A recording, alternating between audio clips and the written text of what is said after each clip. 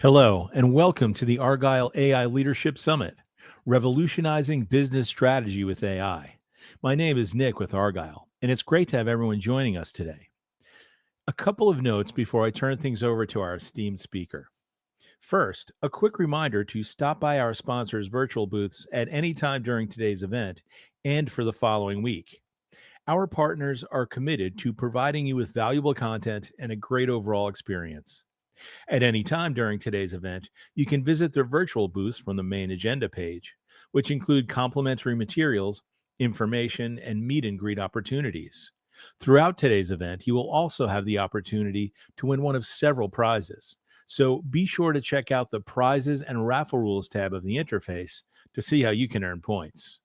To ask questions throughout the session, simply type into the Q&A chat and we will address your questions at the end of the session. Now, without further delay, I would like to introduce our speaker, Deepti Kunapudi, AI advisor, University of San Francisco School of Management. We're super excited to have Deepti with us for a keynote presentation titled Fortune Favors the Prepared Bot, Navigating AI in 2025. Welcome, Deepti. Over to you. Good morning, everyone. Good afternoon, everyone, based on the time zone. My name is Deepti Kunapudi, and an advisory board member for various organizations. I bring around close to 2 decades of experience in data and AI, and I've helped companies navigating through the AI challenges with primary focus on strategy, innovation, and as well as business transformation. So today I'm very excited to share my experience and insights on how we can navigate through the AI in 2025, which includes the challenges, the prioritization frameworks, and everything around it. So before I begin, I just wanted to give kind of like a 10,000 foot level overview around like what is AI and why it matters.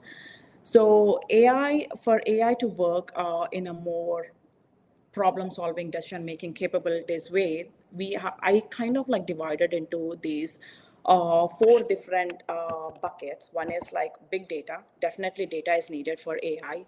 So whether the data could be in the structured format, unstructured format, or semi-structured format, these are the kind of different data sets, PDF, flat files, and everything. It can ingest anything into it. We have AI models, statistical models through which we understand the historical patterns, get the feedback, and adjust the outcomes. And based on the outcomes, we make decisions, right? Business decisions, whatever it is, like whichever use case you're looking at, and draw inferences from it. And based on that decisions, we are kind of like driving value using the complex problem solving methods, whichever it is. So in AI, we have kind of like divided into like the insights. From insights, we drive value, and it could be predictive or it could be prescriptive.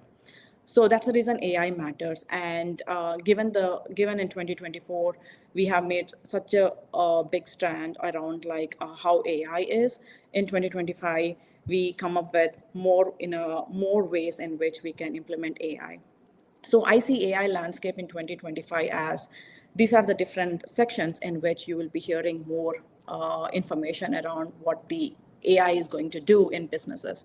The first one is the generative AI advancements. We see that the models are being released very quickly. They are very scalable and pretty intelligent when compared to the initial model which was released.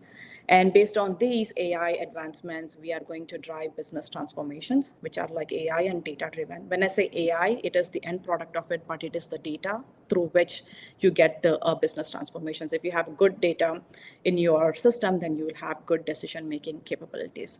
And if you are feeding the bad data, then the output is also the bad. So you need to kind of like look into it from the evaluation standpoint.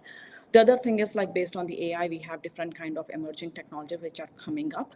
That space would be expanded in 2025. And also there would be more focused on the ethical standards, governance, privacy regulations. And I included data-centric AI, synthetic data, and data quality because all the AI-related models, whatever we are feeding in, data is like a very critical in the sense like if you have good data, you have like great insights.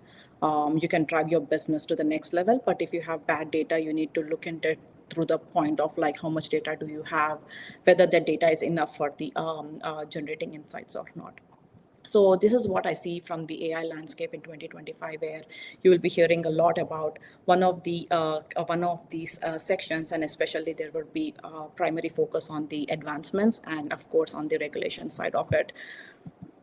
So how do we prepare for 2025 when AI is generated? So if you are pretty new, I kind of like categorized based on my experience into these 4 buckets. One is like defining your AI strategy, because if you are in the early stages of adoption of AI, you need to understand like what that strategy would look like instead of directly implementing the simple use cases or whatever the use cases you are, because strategy is very important for AI, because it is a different kind of a beast altogether when we are implementing it, and which you need to include.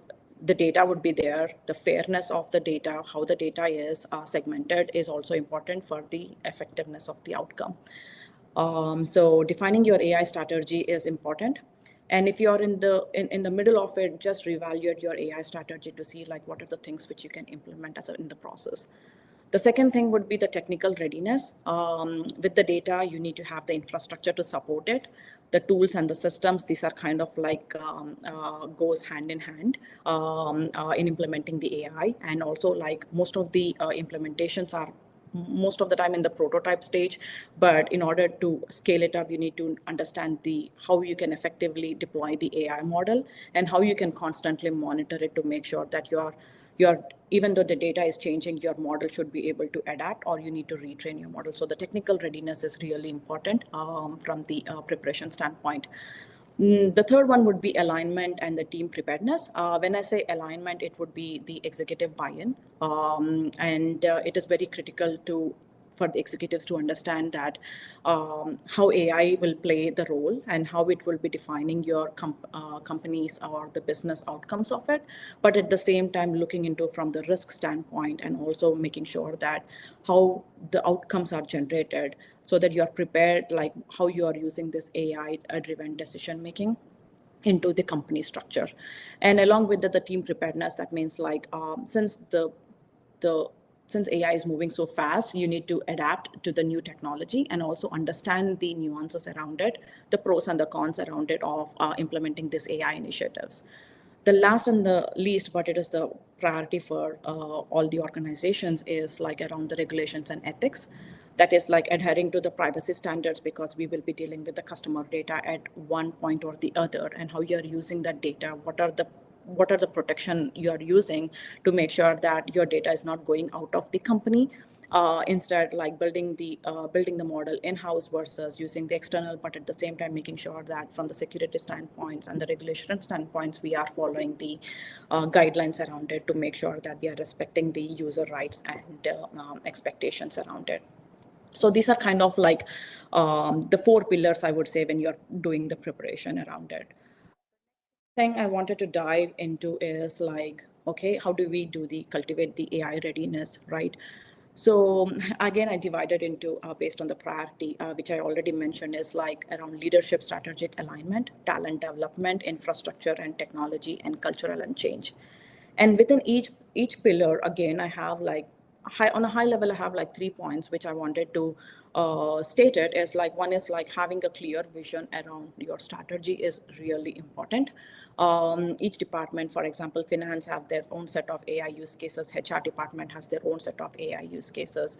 And if you are from a manufacturing plant, your manufacturing has their own set of AI use cases, because not all AI use cases are the same. They are different technology and techniques in which we can implement it, but you need to have a clear vision around how do you align these initiatives, what is needed, and from the organization goal standpoint, so that you have a complete short-term and the long-term strategy. And the second thing is around the data and AI governance. Like I said earlier, like we need to have some kind of guidelines around ethical AI use based on the customer data and how you're taking the outcome of the particular data and making the decision-making process. So governance, AI governance plays a vital role in the whole process around the strategic alignment. And the third is like AI literacy.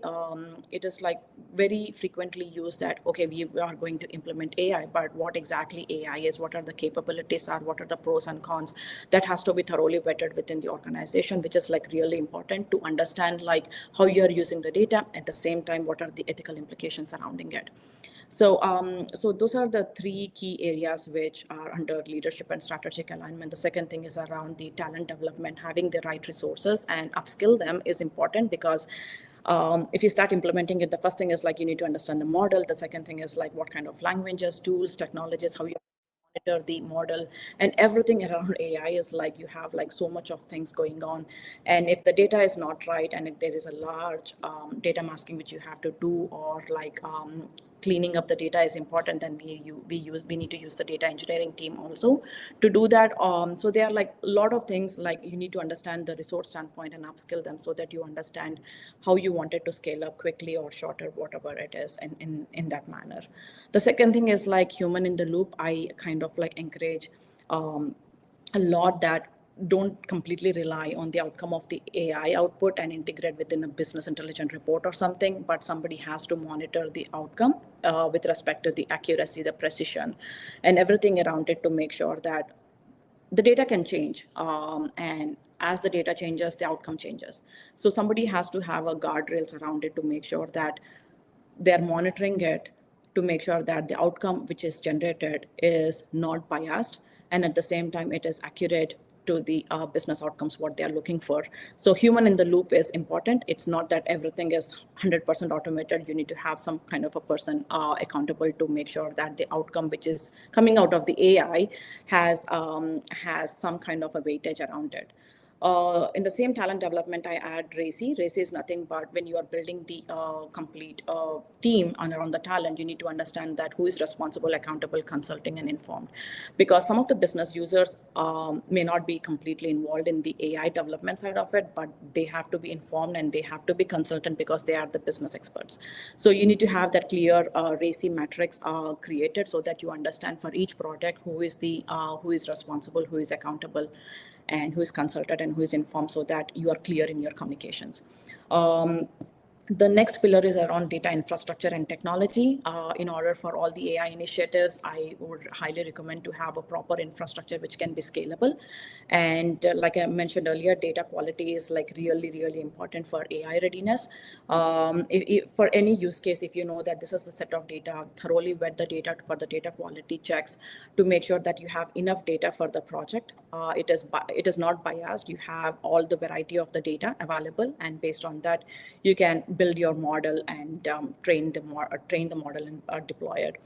And the last one is the audits and reviews. You need to have continuous audits and review in the AI systems, because the model is developed, deployed, and it is sending results, but who is monitoring it, who is auditing it? So typically in the AI Center of Excellence, we have some person who will be accountable to make sure that all the models which are running in production have the right audits. That means like all the data what they have used as a part of the AI model has to be thoroughly vetted to make sure that the outcomes which are used, especially in the critical setting, they are like reviewed it properly. The last but not the least is the culture and the change management, which is around like doing the experimentation. Not that all projects would start with a big bang approach. Some of them start with an agile method. That is like you kind of wanted to experiment with it, but you don't want it to put like a heavy budget on it for the particular project. You can start small, scale it up, review the results, and then go in that agile approach in a modular way so that you can understand the risk, and also you can manage the risk. The other thing is ethics and bias, which is always on the back burner, but we need to keep them in the front side of it to make sure that we are, whatever the outcome we are using, it is like anonymous, and at the same time we are reviewing the standards as per the company policies. And the last but not the least for all the things is like monitor and adapt. Like that means like you need to monitor your results, understand the performance, and refine your AI application so that nothing is like left out, and adapt the strategies as it is needed. So this is like kind of like 4 pillars of the AI readiness. And when it comes to the strategies, I have like put them into 3 buckets. One is like foster AI within the organization and the cross-functional team. Not that AI as an individual department would be enabling everything. It has to be hand in hand with the cross-functional team, business users, and everybody who is like consuming the data or using the data in some fashion. So, and the second one is like having an AI center of excellence, which is like as you are moving forward in the company, each model, when it is generated, you need to understand what are the best practices, what are the governance practices. Everything has to be thoroughly documented, and at the same time presenting the use cases to the senior management on a regular basis on the outcome, how you are implementing it, what are the results, value associated with it. It is typically done through AI Center of Excellence, and phased AI approach is one. If you're new, or if you have a huge project which has like it's a high value or low complex, or high value with high complexity, then you need to understand the risk and then reiterate it and implement the pilots and then scale it up accordingly. So I talked about in the last one is around the phased AI approach. And I did mention that if you have a use case with high value and low complexity and less risk, then you can start implementing those if you are very new to AI side of the world, or if you wanted to experiment few of them. So this is the kind of a prioritization framework which I typically use in all the organizations, which is around like complexity and low. So I kind of like I just wanted to go a little bit over around the metrics itself. So on the x-axis, we have the complexity. On the y-axis, we have the value associated with it. So if you see this particular side of the chart, it is nothing but it is low complex and low value. That means like it is a low-hanging fruit, but there is no complexity associated with it, but it is like pretty much low, so you can take a risk around doing it. And if you add risk to it, typically what I do is like in this particular chart, I add risk factor to that particular use case as well. So for example, it is a high risk, which we are using consumer data, then I put it as even though it is a low complex and low value, if it is having high risk, then that has to be thoroughly vetted before we start implementing it. When I say high risk, it could be because of the data privacy, security reasons, ethical considerations. We don't know the ROI, how you wanted to scale up, or if there is anything related to regulatory and compliance related one, then you can categorize that as a high risk. And if it is like pretty low, you are like improving the performance of a particular operation, then it could be at a low risk. So you need to define it, and based on that, you can categorize the risk for that particular use case based on the 4 buckets which I showed. The next thing around the same chart, going back to the chart, is like if you have low complexity and high in value, these are the quick wins, which you can start looking at it, but you need to evaluate when compared to the risk to see like if you can implement it and you can add immediate value to the business. And then we have the high complexity and high value. These are nothing but strategic plays, which means that it has a long-term value. But if you have enough resources and if you did the planning, you can start off with this. Probably we can start with a prototype or scale it up, or you can understand the nuances around that particular use case and then start building it. And high complexity and low value, these are typically the last ones. If you have, it doesn't add immediate value, but if you see that it in the long term it adds value, then typically we call it as an aspirational efforts. So whenever I start building the this particular complex, I normally focus on the top 2. Which are like nothing but quick wins, which are adding immediate value to the business, and other thing is nothing but around the strategic plays. But keep in mind that you need to look into it from the risk standpoint also, which is very critical for the prioritization framework. And when it comes to the process framework, this is nothing but an extension of the prioritization framework. When you have this particular use case, you have identified the use case, you identified the risk, you identified the value associated with it, then what are the different steps you go through it in the process framework is nothing but once you identify the use case, associated risk, identify where the data is, how it is impact, is the data is enough, that would be the first step in the high level process of the process framework.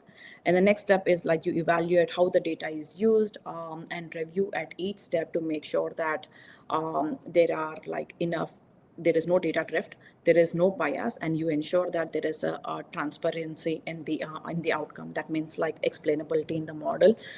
Typically for the complex models, explainability would be less, but if it is a kind of an outcome where the business would be asking for like how the outcome is generated, why it is generated, then you need to have the transparency and explainability in the process. So this is where you look into the iteration standpoint. The third step is around the establish the accountability mechanisms. That means like for that particular use case, there are many people involved. You need to understand the RACI chart, like I mentioned in slide number 2 or 3, where I mentioned that you need to understand for each use case who is responsible, accountable, consulted, and informed, so that you understand that who is accountable when they're building particular use case and communicate them accordingly. In the step number 4, we review the impact on the process on a regular basis once it is implemented in the development UAT or in the production set, to make sure that we are enabling the feedback and reporting mechanism. If there are any drifts, what kind of data is used, is there any sensitive data, is the data encrypted, do we have to look into from the legal standpoint, risk standpoint. So these are some of the review steps which I typically do in the process to make sure that whether it is a GenAI use case or it's a kind of a simple linear regression or logistic regression on like in defining your decision outcomes, that has to be reviewed from the data standpoint as well as from the AI model standpoint. And then align the resources in the organization to enable AI frameworks. That is like it is a cross-functional task where you need to make sure that the business outcomes or how you are integrating the outcome of the AI into a business intelligence report or into an application, and what kind of frameworks are used. You need to align the resources in the organization so that they are aware of it. And some kind of a training is needed to make sure that how they have to read the data, how they can use the data. And the last and the last but not the last one is around the continuous improvement and monitoring, where all the models, all the use cases which you have implemented has to be, it degrades over time, and it is much needed that even if it's a GenAI model or anything, you need to look at from the hallucination standpoint, you need to look from the accuracy standpoint and how the data is there anything which we need to improve. It cannot be that it is once it's deployed, it is done. It is more around like you need to constantly monitor to make sure that the outcome are not degraded, and it is continuously refining itself, and at the same time have some human in the loop to make sure that we are monitoring it. So this is kind of a high level process framework in a high level setting. So to conclude, I would say that as we are navigating the AI landscape, I would say that AI adoption should be think from the strategical, ethical, and collaborative standpoint to make sure that our vision, whatever we have set for that particular use case and for the organization, has a measurable impact. And the measurable impact has to be reviewed on a regular basis to make sure that the outcome is used, how we are improving the business outcomes based on the data which we have provided. The second thing would be like access the AI organization maturity and identify the key areas. When I say key areas, it's like each department have their top 3 use cases which are needed. So if your AI organization maturity is at the low level, you need to understand department by department where we can use, which has the measurable impact, and based on that, start prioritizing those use cases. So those are the things which we need to look at. Align the goals to the company organization goals, like if the company is looking to improve their top line or bottom line, how they wanted to do it. Align all your use cases when you do the prioritization framework, is like which category it fits into. Is it the top line which is generating revenue, or is it like you're reducing the cost, so that it is like you are having a tangible impact on the AI adoption. At the same time, your use cases are kind of like prioritized. And definitely it is very helpful if you have an AI Center of Excellence and Governance Committee, because they are the ones who would be making sure that there are like a lot of terms and technology involved in AI, but having a Center of Excellence and Governance Committee will help us streamline the process a little bit. And that way it will help us to make sure that we are using the data diversity and inclusion. That means like within the data and the model, what we are using. And by doing that, we are continuously monitoring and improving the outcomes of the the outcomes what we are looking for each particular use case. So I would conclude by saying that you need to think big. That is nothing but overall landscape by department, and start small where based on the prioritization, like low complexity and high value. Those are the quick wins. And you need to act fast because the technology is changing. So we need to adapt quickly. And at the same time, we wanted to make sure that the organizations use that prioritization framework to have a measurable impact in their organization. Nick, this concludes it. Is there any questions you have? Yeah, absolutely. Here are a few from the audience. Here's the first one. What are the most common misconceptions about AI among non-technical stakeholders, and how can IT leaders address them effectively? Yeah, definitely. I think the AI in the broader term, they think that everything is resolved through AI. But when we look from like a particular use case comes in, we evaluate whether this is an AI worthy use case or not. Because when we are start implementing the AI use cases based on the prioritization, the first thing is like the infrastructure adds cost. Then there is a human resources who are involved. Sometimes data is not there, but still the end user wants to implement some kind of an AI because it's a buzzword right now. So when you're looking from the use case standpoint, especially in the organizations, and I would recommend to IT leaders is like first thoroughly vet the use case in general, to talk with the business users, how the data is, where the data is the data is like really worth it to prioritize this into the prioritization use case or not, because that is most important. Because not all use cases fit into AI. For some of them, statistical methods are much better than the AI, because for AI you need to have a large amount of data, and you need to thoroughly evaluate before you prioritize that particular AI use case. I hope I answered the question. Oh, yes, definitely. Here's another one. How can organizations design AI systems that not only augment human decision making, but also empower employees to challenge AI driven conclusions? Yeah. So for this particular question, it is like all about the data.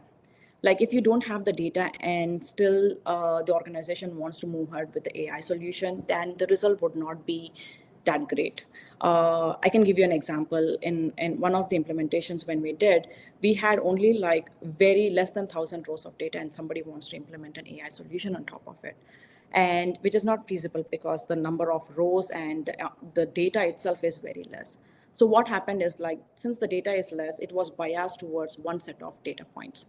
So I think challenging the AI outcome is always a part of the continuous monitoring and improvement process, because not all data fits into the AI framework.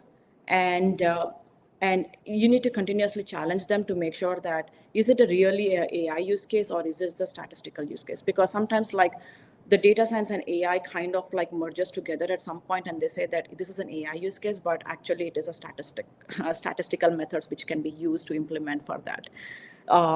Definitely, that's how I normally do it. Identify the value, is the data is really relevant for the AI use case or not, and then proceed it. Otherwise, it would be after you implement it, it's a big challenge that you need to say that where did all the resources go? Like, what is the value in adding an AI process to it when it is not needed? Great. And how can IT leaders proactively address the risks of bias and fairness in AI systems while maintaining innovation speed? So, with respect to the bias, that's a good question. With respect to the bias is introduced if it is there in the data, right? So, if I go back to the previous framework, the process framework, what we do as a part of the process is we have an iterative process to evaluate how the data is used and review at each step. That means, like, for example, you have 10 data sets, and in one particular data set, you have the consumer data, which includes the personal information around address or SSN, whatever those personal information is, PII information. And certain set of data is like, for example, it is like very specific to a particular gender who is using it. And there is a specific data around the gender which is not using it. So your data is already biased towards one gender. So in the AI algorithms, when you're building it, there are ways in which you can minimize it by identifying the gaps in the data, first thing, and identifying the biases before you start building the model, so you understand that, okay, this data is more towards one gender versus the another, or age group, or whatever that reason is. And then you need to thoroughly evaluate the process when you're building it. Once you built it, and if the data changes, that is nothing but if there is a data drift in the initial use case, then you need to go through the same iterative process framework to understand that, hey, the data has changed. So you need to have the checks and balances in your deployment to make sure that your data is not biased, and if there is a bias introduced, you need to mitigate it, and at the same time move forward by retraining your model or changing the model a little bit so that the overall impact on the business outcome is minimized. Great. Well, thank you again, Deepti, for such an incredible keynote. And I want to thank everyone else for joining us today. This session, along with all of today's content, will be available on demand following the event. For those of you who earned points throughout today's event, an Argyle team member will be following up with the winners in the next couple of weeks. This officially concludes the Argyle AI Leadership Summit, Revolutionizing Business Strategy with AI. Thank you again for joining us today and engaging in our content. We look forward to seeing you at our next Argyle Digital Information Technology event soon, which will be our CIO Leadership Forum, Transformation 2025, on January 14th, 2025. Have a great rest of your day.